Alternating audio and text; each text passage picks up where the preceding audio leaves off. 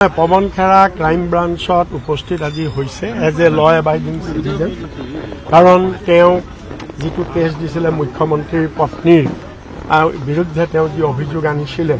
সেই অভিযোগৰ ভিত্তিত তেওঁক যি এফআইআৰ দিছিল তেওঁৰ এগেইনষ্টে সেই এফআইআৰৰ ভিত্তিত তেওঁক আসাম গভৰ্ণমেণ্টে তেওঁক এৰেষ্ট কৰিব বিচাৰিছিল আৰু অৱশেষত যদিও হাইকোৰ্টত তেওঁ জামিন নাপালে অৱশেষত সুপ্ৰিম কোৰ্টে ন্যায় দিলে আৰু সুপ্ৰিম কোৰ্টত তেওঁক জামিন দিলে কিন্তু এটা কোৰ্টৰ নিয়ম আছে যে জামিন দিলেও কোৰ্টে এটা আদেশ দিছিলে যে তেওঁ ইনভেষ্টিগেটিং অফিচাৰৰ সন্মুখত হাজিৰ হৈ তেওঁক ইণ্টাৰগেশ্যনৰ কাৰণে হাজিৰ হ'ব লাগে এইটো এটা প্ৰভিজন আৰু সেই প্ৰভিজন অনুসৰি আজি পৱন খেৰা আহিছে পাণবজাৰ থানাত আৰু ক্ৰাইম ব্ৰাঞ্চৰ সন্মুখত তেওঁ উপস্থিত হৈছে আৰু আমি ল এবাইডিং আমি সম্পূৰ্ণৰূপে তেওঁ কোঅপাৰেট কৰিছে ইনভেষ্টিগেটিং এজেঞ্চিৰ লগত সম্পূৰ্ণৰূপে কোঅপাৰেট কৰিছে আৰু সেইকাৰণে তেওঁ এপিয়াৰ হৈছে কিন্তু কথাটো হৈছে কি বিশেষ তেওঁক সুধিবলগীয়া যি দুই এটা কথা আছে সেইকেইটা সুধি তেওঁক এৰি দিব লাগে কিন্তু আমি এপ্ৰিহেণ্ড কৰিছোঁ পুলিচেতো তেওঁৰ ওপৰত এটা আক্ষেপ আছে গভৰ্ণমেণ্টৰ কাৰণ যিহেতু এৰেষ্ট কৰিব নোৱাৰিলে গভৰ্ণমেণ্টৰ কাৰণে এইটো এটা ডাঙৰ এম্বাৰাছমেণ্ট হ'ল মুখ্যমন্ত্ৰী হিমন্ত বিশ্ব শৰ্মাৰ কাৰণে তেওঁক এৰেষ্ট কৰিব নোৱাৰাটো গতিকে সেইটো হয়তো প্ৰতিশোধ ল'বৰ কাৰণে তেওঁক হয়তো আননেচেচাৰী বহুত সময় ডিটেইন কৰি ৰাখিব ধৰক হাৰাছমেণ্ট দিবৰ কাৰণে ধৰক যিটো কাম এঘণ্টাত তেওঁৰ ইণ্টাৰগেশ্যন হৈ যায় হয়তো পুলিচে ইটোৰ পিছত সিটো বাহানা উলিয়াই হয়তো তেওঁক 5 ঘণ্টা ৰাখি থ'ব 10 ঘণ্টা ৰাখি থ'ব মেণ্টেলি ব্ৰেকডাউন দিবৰ কাৰণে মৰেল ডেমেজ কৰিবৰ কাৰণে মানসিকভাৱে হাৰাছমেণ্ট দিবৰ কাৰণে পুলিচে তেনেকুৱা এটা কৰিব পাৰে কিন্তু কৰিলেও উই আৰ প্ৰিপেয়াৰ্ড আমি তাৰ কাৰণে আমি কোনো ধৰণৰ আমি ভয় কৰা নাইকিয়া কাৰণ যিহেতু সুপ্ৰিম কোৰ্টে জামিন দিছে গতিকে সুপ্ৰিম কোৰ্টৰ ওপৰতো আৰু কোনো নাইকিয়া আমি সেইখিনি সময়লৈকে ৱেইট কৰিম গ্ৰেপ্তাৰৰ সম্ভাৱনা আছে নেকি বাৰু নাই গ্ৰেপ্তাৰৰ সম্ভাৱনা যিটো কেছত তেওঁ জামিন হৈছে সেইটো কেছত কোনো গ্ৰেপ্তাৰৰ সম্ভাৱনা নাই কোনো সম্ভাৱনা নাই যদিহে গভৰ্ণমেণ্টে প্ৰতিশোধ পৰায়ণৰ বাবে অন্য মনে খোজা গোচৰ যদি কৰে অন্য মনে খোজা গোচৰত যদি তেনেকুৱাকে ৰুজু কৰে কৰি তেতিয়া হয়তো গ্ৰেপ্তাৰ কৰিব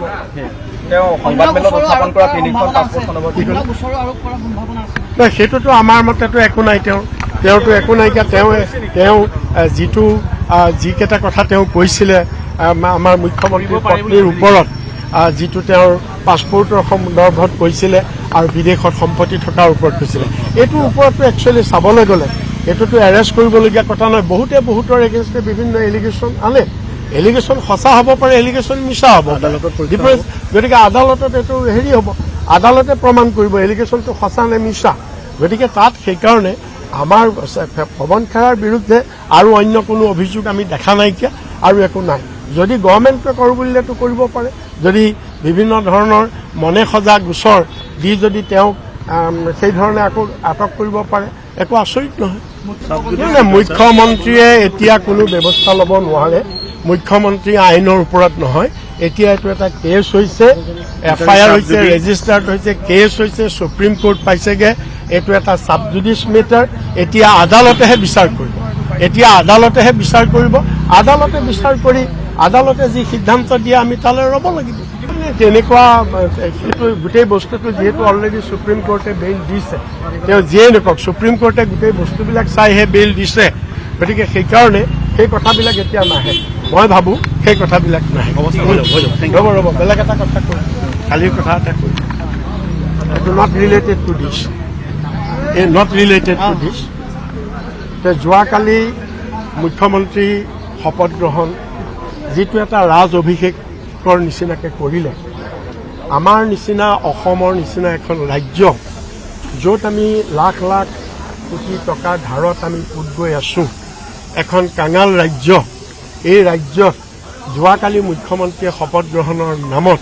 যি ৰাজ অভিষেক কৰিলে এইটো কেতিয়াও আমাৰ ৰাজ্যখনৰ স্বাৰ্থত হোৱা নাইকিয়া আমাৰ ৰাজ্যখনৰ কাৰণে এইটো এটা আমাৰ যিহেতু আমি এটা কাঙাল অৱস্থাত আছোঁ আনহাতেদি প্ৰধানমন্ত্ৰী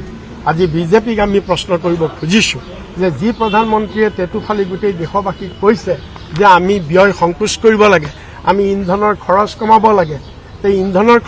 লাগে ব্যয় সংকোচন কৰিব লাগে তেতিয়াহ'লে কালি যিটো ৰাজকীয় অভিষেক কৰিলে য'ত মানে শ গাড়ী কনভয় শ গাড়ী প্ৰত্যেকজন মন্ত্ৰী প্ৰত্যেকজন VIP VVIPৰ শ গাড়ীৰ যিটো কনভয়ৰে তেওঁলোকে যি এইটোতো সেলফ তেওঁলোকে কণ্ট্ৰাডিকশ্যন প্ৰধানমন্ত্ৰী নিজেই তেওঁৰ কথা ৰখা নাইকিয়া ঠিক সেইদৰে তেওঁৰ বাকী মন্ত্ৰীসকলেও কথা ৰখা নাইকিয়া গতিকে এইবিলাক নাটক আমি ৱেইট কৰিম কালি ন' ডাউট মুখ্যমন্ত্ৰী হিমন্ত বিশ্ব শৰ্মা কালি গোটেই অসমৰ ভিতৰত হিৰো হৈছে খুব পপুলাৰ ব্যক্তি হৈছে কালি কিন্তু এনেকুৱা এটা দিন আহিব যিটো দিন হয়তো তেওঁ অসমৰ আটাইতকৈ ঘৃণিত ব্যক্তি হিচাপে পৰিগণিত হ'ব গতিকে আমি সেইখিনি সময়লৈ আমি ৱেইট কৰিম আমি কংগ্ৰেছ দলে আমি ৰাইজৰ কাৰণে আমি নিৰ্বাচনত পৰাজিত হৈছোঁ জয় পৰাজয় আছেই কিন্তু আমি ৰাইজৰ ওচৰৰ পৰা কেতিয়াও আমি আঁতৰি নাহোঁ ৰাইজৰ মূল সমস্যাবিলাক লৈ আমাৰ আন্দোলন সদায় অব্যাহত থাকিব